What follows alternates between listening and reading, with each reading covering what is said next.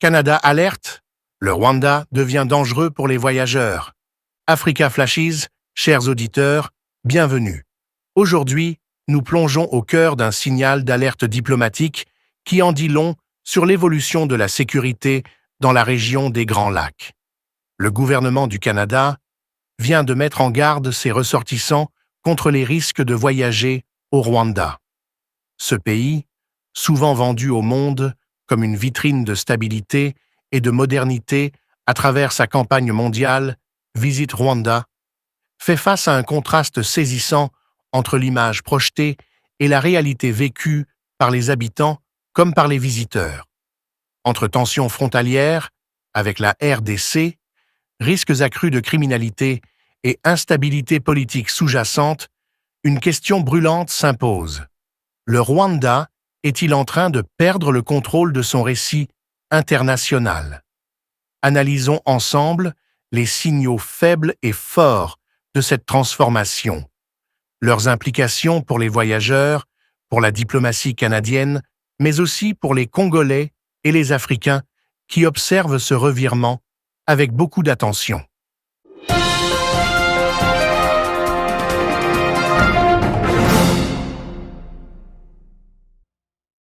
Africa Flashes, chers auditeurs, merci d'être avec nous pour cette analyse détaillée qui nous conduira bien au-delà d'un simple avertissement de voyage.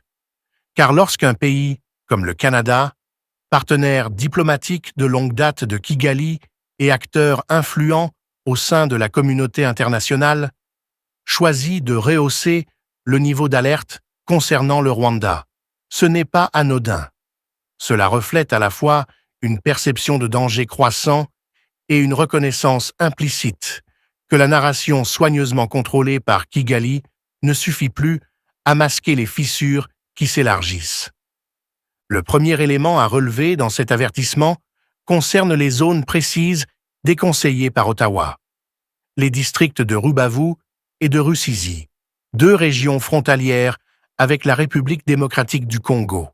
Ces espaces sont particulièrement sensibles car ils se trouvent à proximité immédiate des théâtres d'opérations militaires où les tensions sont vives entre les FARDC, Forces armées de la RDC, leurs alliés Wazalendo et le M23 soutenu par Kigali.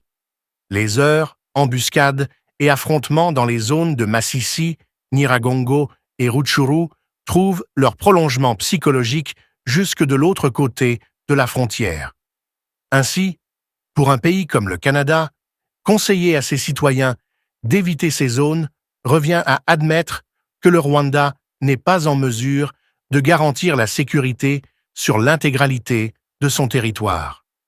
Au-delà des considérations militaires, l'avertissement met aussi en lumière des réalités souvent occultées: cambriolages, vols armés, agressions, insécurité urbaine.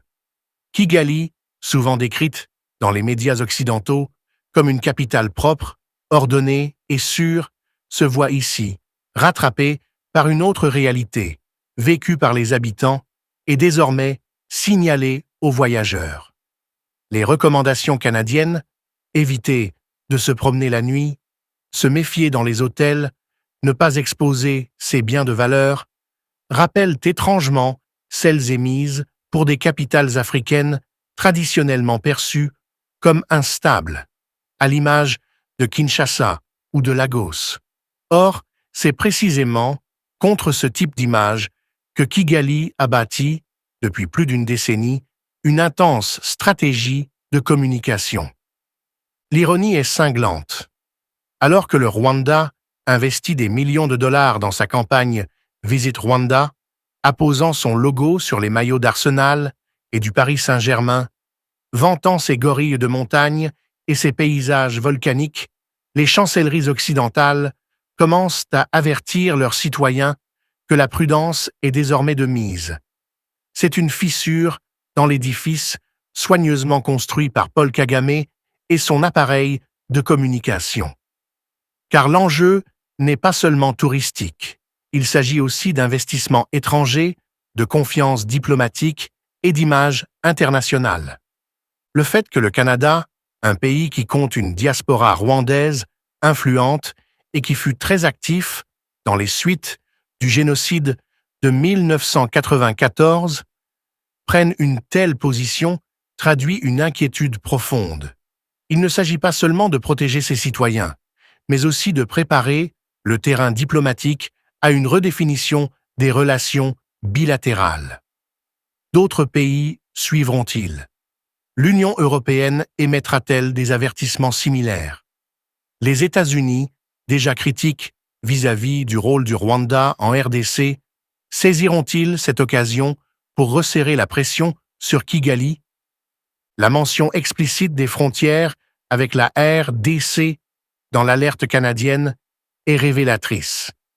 Elle illustre que la guerre dite par procuration, menée depuis des années, trouve désormais un écho dans les recommandations officielles d'un pays occidental.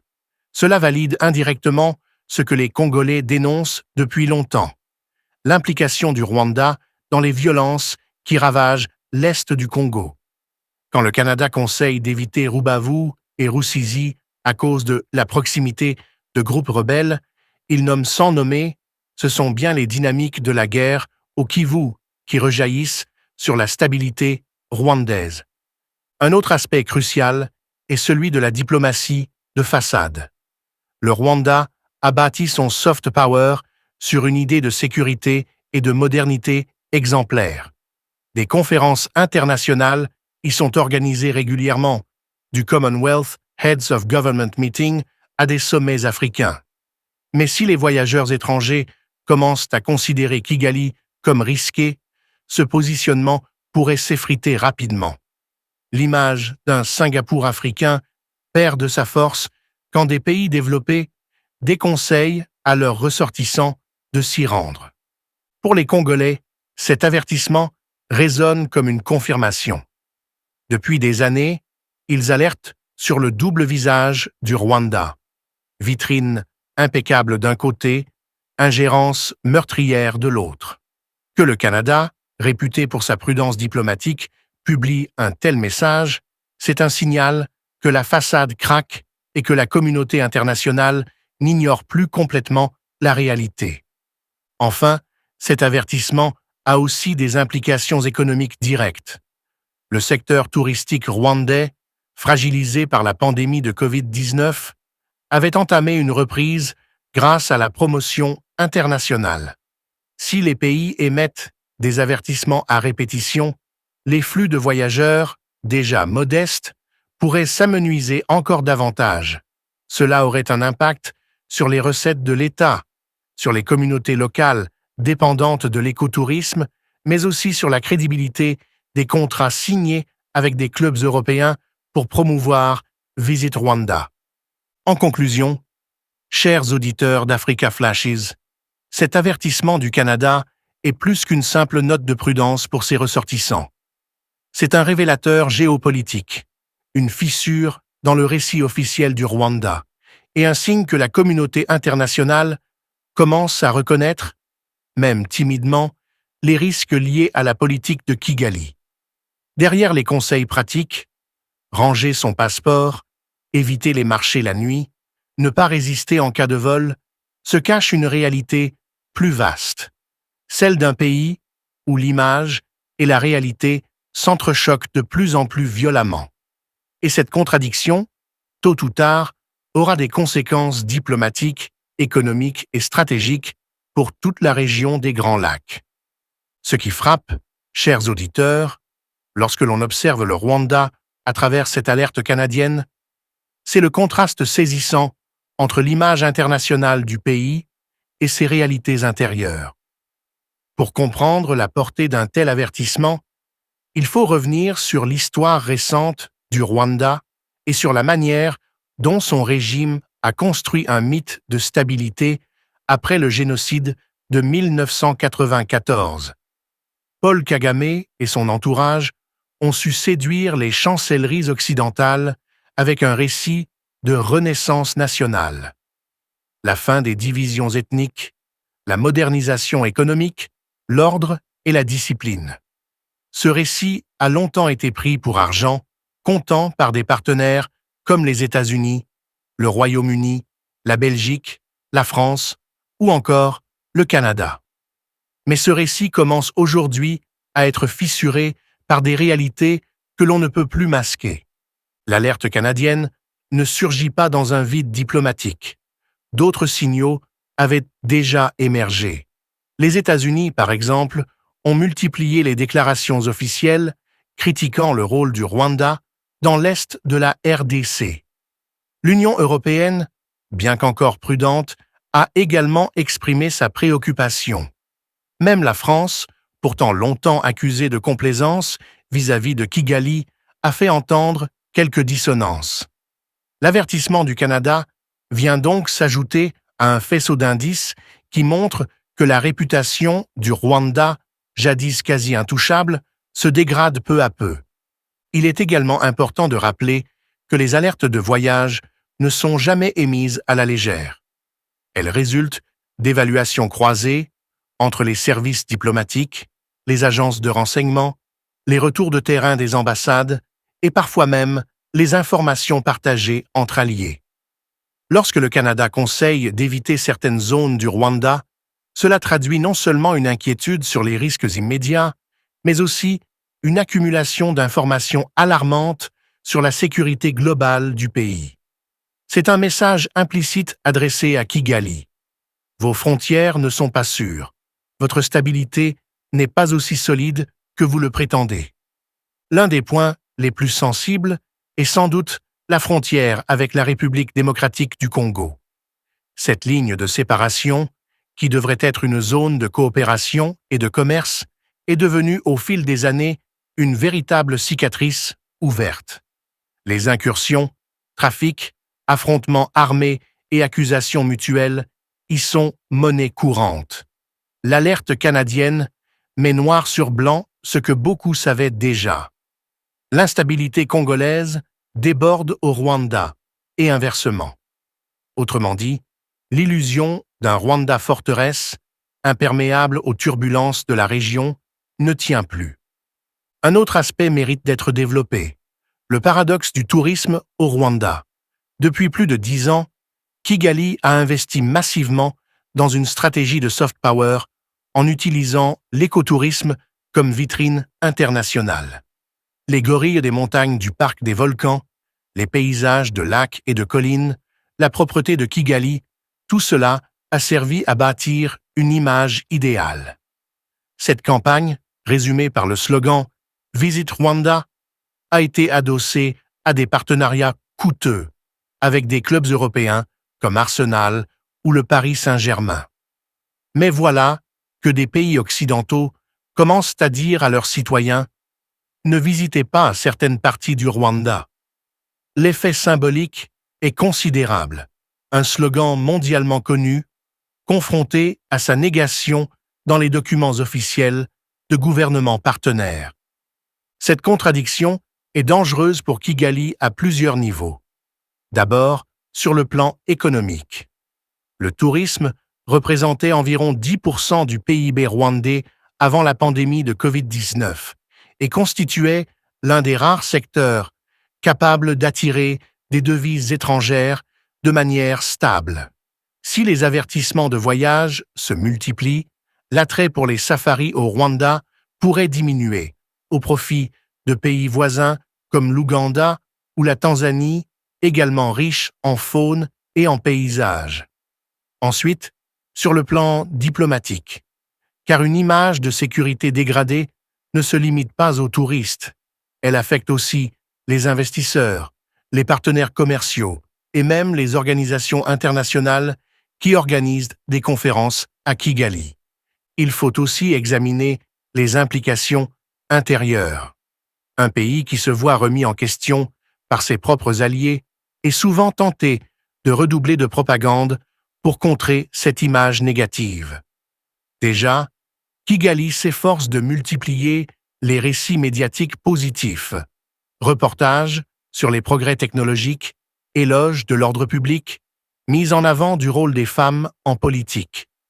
Mais plus la réalité diverge de la communication, plus l'écart devient difficile à masquer. Et cet écart, tôt ou tard, produit une crise de légitimité. Du côté congolais, cette alerte canadienne est perçue comme une petite victoire diplomatique. Car depuis des années, Kinshasa dénonce les crimes, les ingérences et les pillages orchestrés depuis Kigali. Souvent, ces dénonciations étaient accueillies avec scepticisme ou minimisées par les chancelleries occidentales. Aujourd'hui, voir un pays comme le Canada pointer explicitement la dangerosité de la frontière rwandaise, c'est une reconnaissance implicite que la RDC ne fabule pas. Cela ouvre la voie à un possible réalignement diplomatique, où les pays occidentaux, même timidement, commencent à voir le Rwanda non plus comme un modèle, mais comme un facteur d'instabilité. Un parallèle peut être fait avec d'autres pays africains qui ont connu ce type de décalage entre image et réalité. Prenons l'exemple de l'Éthiopie. Longtemps présentée comme une puissance émergente, elle a soudain vu son image s'effondrer lorsque la guerre du Tigré a révélé la brutalité et l'instabilité de son régime. De même, le Rwanda, encensé comme un modèle post-conflit, pourrait basculer dans une perception inverse si les crises s'accumulent. Tensions frontalières, insécurité urbaine, critiques internationales. Dans le monde globalisé, l'image d'un pays est un capital fragile, qui peut se déliter très vite. Un autre élément qu'il faut prendre en compte est la dimension psychologique pour les voyageurs. Lorsqu'un gouvernement occidental émet une alerte, cela crée une peur durable. Même si la situation s'améliore ensuite, le souvenir de l'avertissement reste ancré dans l'imaginaire collectif. Des familles canadiennes hésiteront peut-être pendant des années avant d'acheter un billet pour Kigali. Cela a un effet boule de neige, baisse des flux touristiques, baisse des revenus et donc difficulté accrue à financer les campagnes de communication internationales.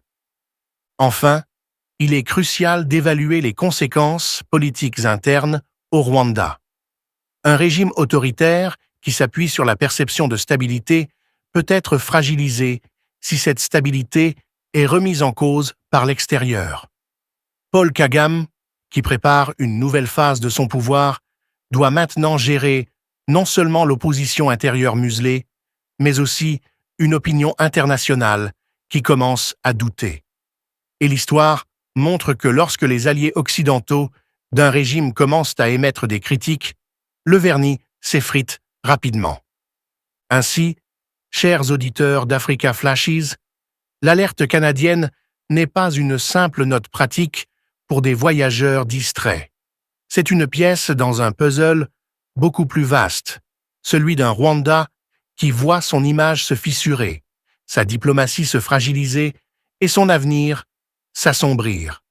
Entre un voisinage explosif avec la RDC, une dépendance à une image touristique menacée et une contestation internationale croissante, Kigali se trouve dans une zone rouge, non seulement pour les voyageurs, mais aussi pour son régime et pour toute la région des Grands Lacs.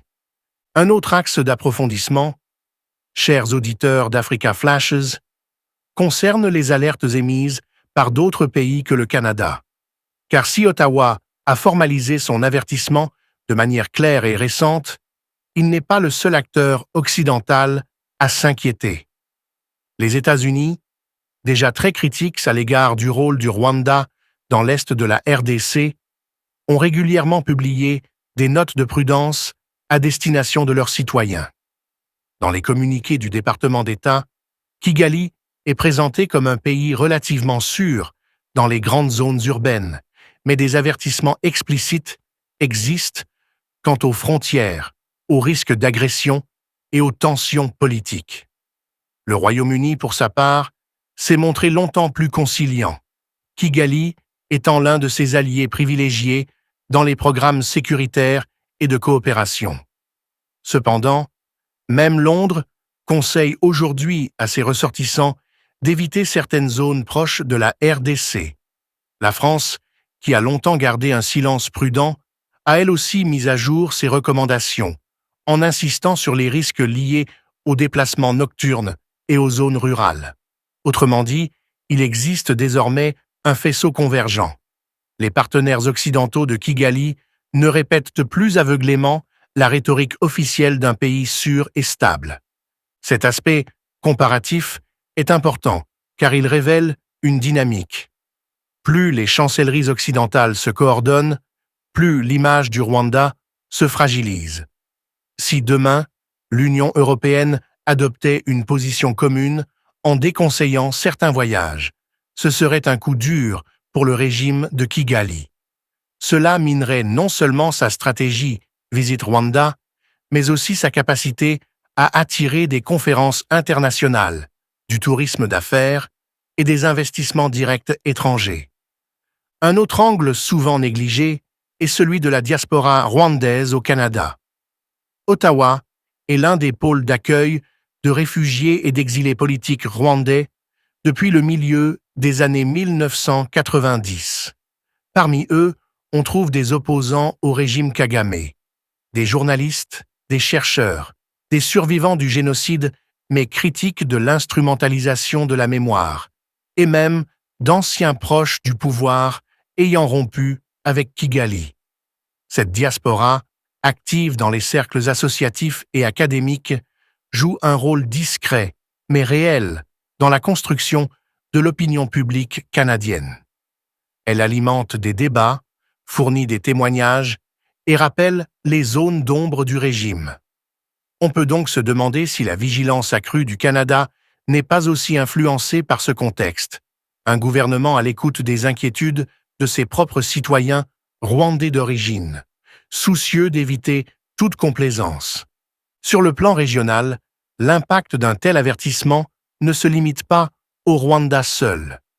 Les pays voisins observent attentivement cette évolution. Le Burundi, par exemple, entretient des relations fluctuantes avec Kigali, oscillant entre méfiance et rapprochement tactique. Voir un partenaire occidental majeur comme le Canada mettre en garde contre le Rwanda peut conforter Gitega dans ses propres critiques envers Kigali. L'Ouganda, rival historique du Rwanda, pourrait y voir une opportunité de repositionnement diplomatique, en se présentant comme une alternative touristique et sécuritaire plus fiable. La Tanzanie, qui bénéficie déjà d'une image plus stable et d'un tourisme bien implanté, pourrait capter des flux de visiteurs détournés du Rwanda. Quant à la RDC, elle voit dans cette évolution un signe encourageant que sa lecture des événements, Kigali comme agresseur et perturbateur, est désormais partagée au-delà de ses frontières. Un autre point à ne pas négliger est la réaction potentielle de Kigali à cette dégradation d'image. L'histoire récente montre que lorsqu'un régime autoritaire est mis en difficulté sur le plan international, il tend à réagir par deux stratégies parallèles. D'un côté, redoubler d'efforts de propagande, multiplier les campagnes publicitaires, investir dans les médias étrangers, payer des lobbyistes dans les capitales occidentales.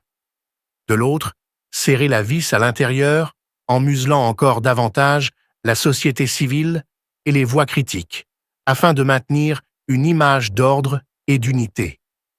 Il est donc probable que dans les mois à venir, Kigali accentuera sa communication autour de la modernité de ses infrastructures, de la sécurité de ses rues et de ses réussites économiques, tout en réprimant plus durement ceux qui oseront contester ce récit.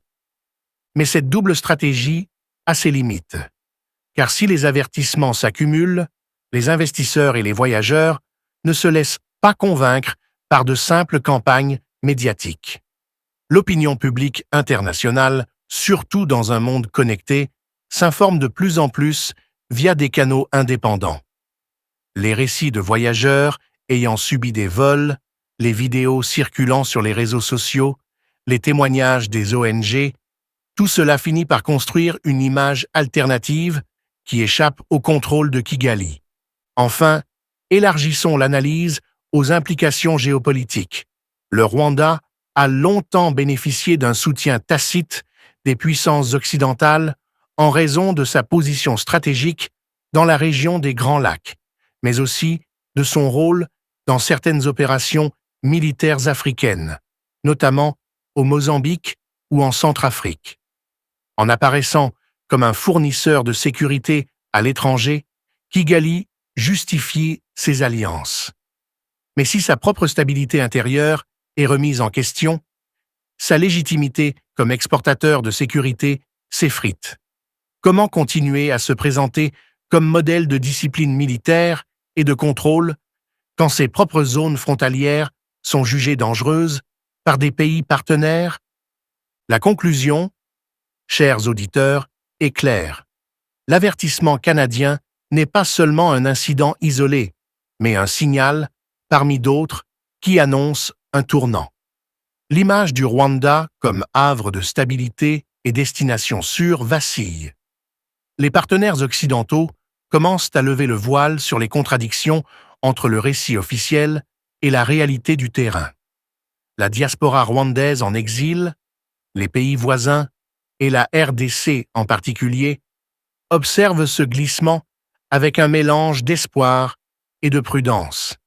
Et sur le plan économique, comme diplomatique, Kigali risque de payer le prix fort si cette tendance se confirme. Ce qui se joue ici dépasse la simple question du tourisme. C'est la crédibilité d'un régime qui est en cause, ainsi que sa capacité à continuer à séduire le monde malgré ses contradictions internes et ses aventures militaires extérieures. L'alerte canadienne est une fissure dans la façade. Si d'autres fissures apparaissent, c'est l'édifice entier qui pourrait vaciller.